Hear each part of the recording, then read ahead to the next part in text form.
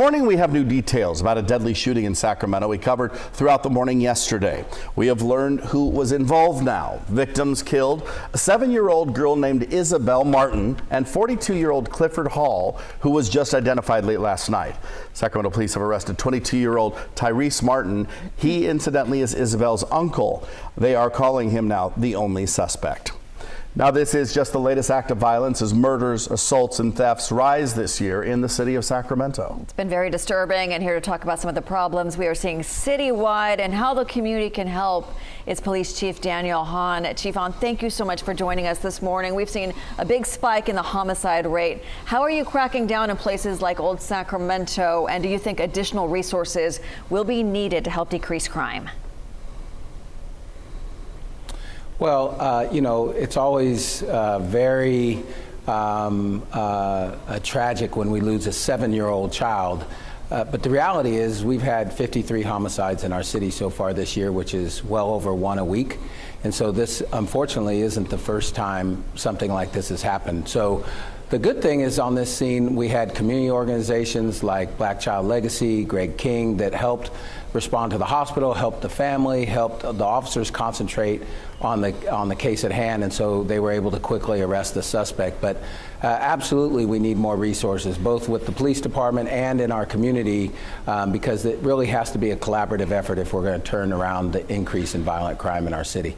You know, Chief Hahn, you were sworn in as the city's first black police chief about 4 years ago, and it has certainly been an eventful past 4 years. There was a shooting, of course, locally of Stephon Clark in 2018, followed by the death of police officer Tara O'Sullivan in 2019, and then George Floyd in Minneapolis after that. We saw the anger from that, you know, spill over into the capital city. It went on for quite some time. Three-part question here. What would you say that you have learned from these incidents as a police officer? How has it changed you? And what would your advice be for incoming cadets?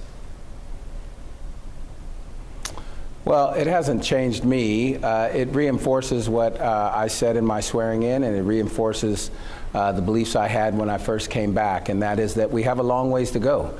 There's a lot of division in our country that's driven by these root causes that we've had for hundreds of years. And these incidents that you mentioned and many, many more that happen on a weekly basis in our city show that we have a lot of work to do to improve some of our communities that are impoverished and struggling. And we need to start talking about the root causes and the truth and start addressing them. And Chief Hahn, how do you think that programs for the youth will be crucial right now, because so many of these crimes have been committed by young people? Yeah, this last year or two, it's not unusual to see 14, 15, 16 years old young people in our communities killing each other. And I think part of the reason, not the whole reason, but a good part of the reason is over the last year and a half, 2 years, we've eliminated all the extracurricular things, all the positive or most of the positive things that our young people could be involved in: school, sports, extracurricular activities. And it's really, I think, a contributing factor to the challenges that we see today. In addition to education-wise, a lot of kids have fallen further behind through distance learning, and I think we will feel the effects of that for years to come. When you first started in this business, you never would have thought you'd hear the phrase, you know, defund police, and that it would be embraced by a large number of people in certain geographic locations. What do you think is the future of law enforcement in this country in kind of shaking that stigma and kind of becoming more of a more respected, I guess, would be my question?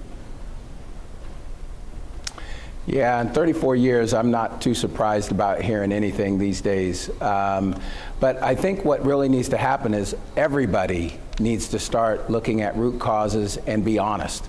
So in law enforcement side, you know, we have been inflexible in the past, and on the community side, the whole defund or abolish police, neither one is really realistic, because if we did away with the police right now or significantly defunded the police, the communities that would suffer the most are the challenged communities that we talk about every day, because we are their main entity that they rely on. They call us, the police department, because there's not much else to call. And so I think we all need to just be humble enough to be able to sit down and try to figure out what resources could we best provide our community. Sometimes it's going to be a police officer. Sometimes it's going to be a community organization. Sometimes it's going to be a social worker, and who knows what else.